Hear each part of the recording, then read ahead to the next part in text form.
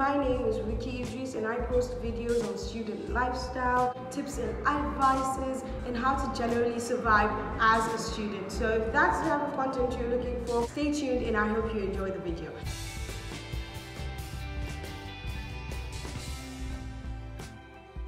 Now, study tip videos are basically what I look for every time during exam seasons. I think I watch about like 10 or 20 of them before I actually start reading, and I can just hear my brother's voice every time I'm watching that. It would make much more sense if you just took your book and read instead of Googling study tips.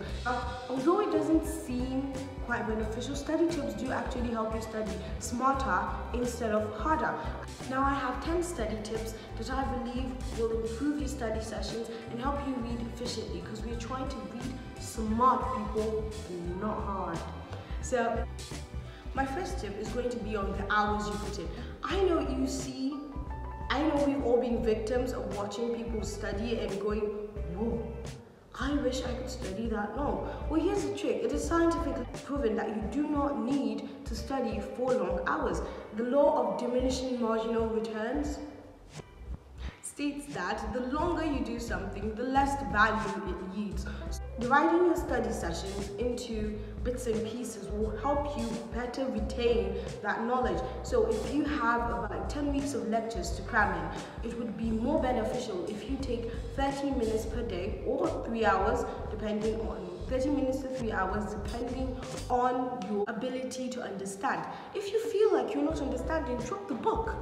You don't have to keep reading, especially if you do not understand what it is you're reading. So 30 minutes to 3 hours per day will actually help you retain that knowledge more than if you just read for 10 hours in that day.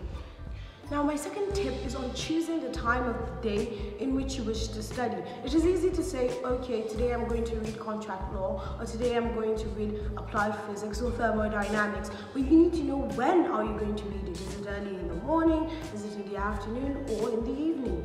Now, you need to pick the perfect time of the day in which you are sure that you will assimilate. Coming back from a 7-hour class and then heading straight to the library is not going to yield much results. So if you know you were less stressed out in the morning or in the midnight or during the evenings, then it is much more preferred that you read then as opposed to reading at a time in which is less convenient for you. Now, my third tip is on flashcards.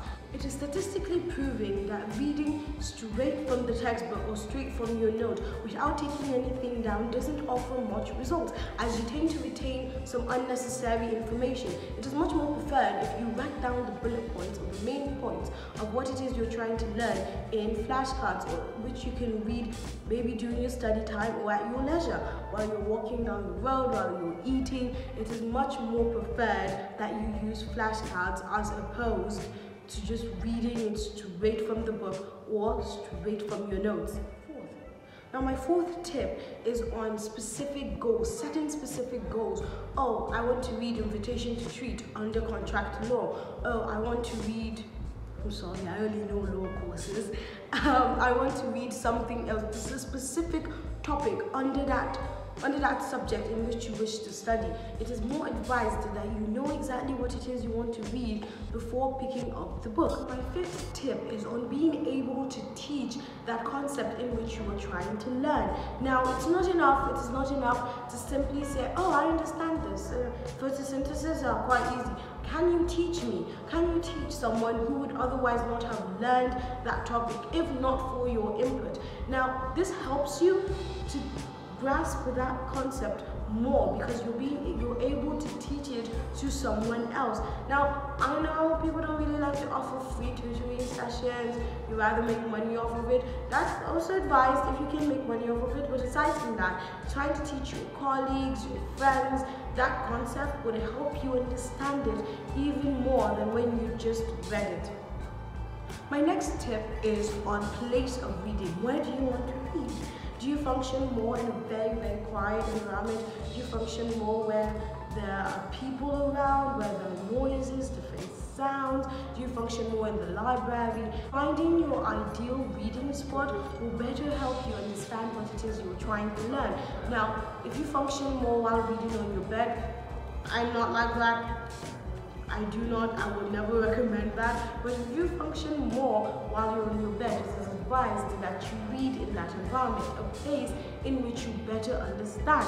So if I'm a kind of person that likes to read in a quiet environment, it is not going to be helpful for me to read with my friends or in my living room where they're watching movies or watching football. It is not going to offer much concentration for me. So, and another tip on the place of reading, is taking all the materials in which you would need to read. Oh, you need your textbook, you need your notes, you need your highlighters,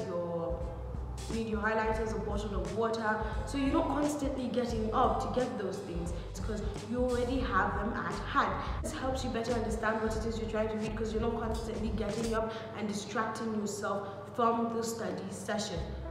Now my next tip is practice, practice, practice. It is not enough.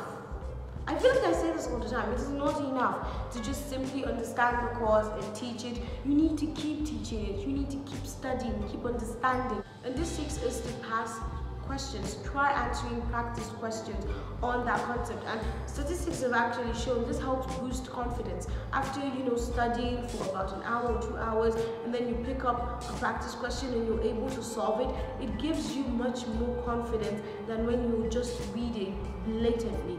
And it helps you retain that information more because you have answered a question on it.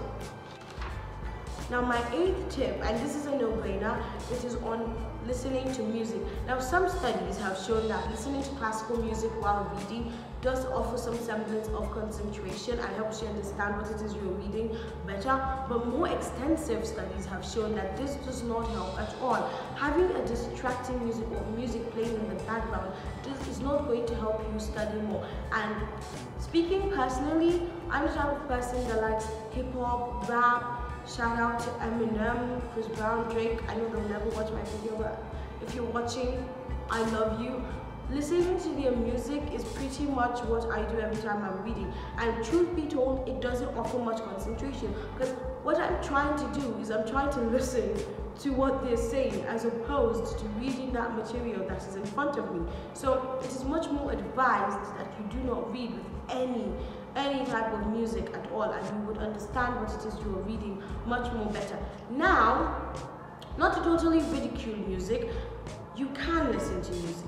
If it is so strong and you believe you love music so much, you can listen to music, but it is advised that you learn that concept first. Oh, constitutional law is basically the law that governs the country or the state or the sovereignty in which the law is being implemented in.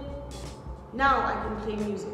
Now I can play music and listen and answer past questions because I already understand what it is I'm reading. I'm just revising and trying to understand it even more, but I already have that concept understood, as opposed to just opening the first page of the book and then playing Post Malone in the background.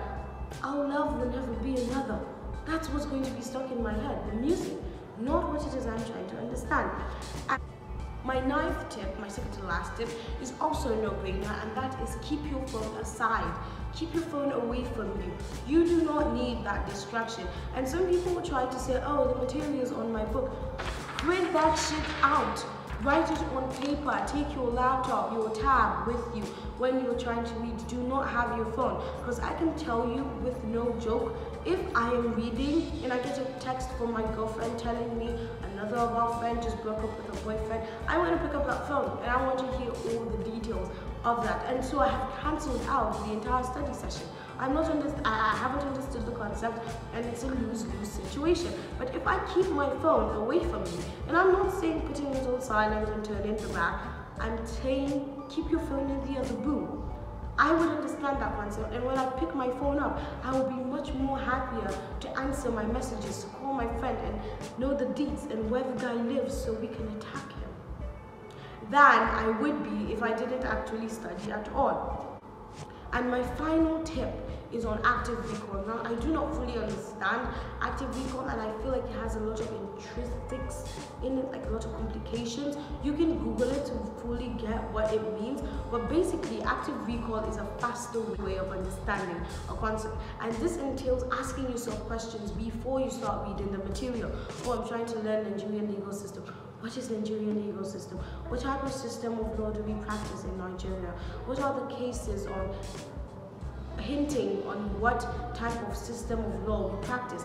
Asking myself these questions before reading on the concept will help me better understand it.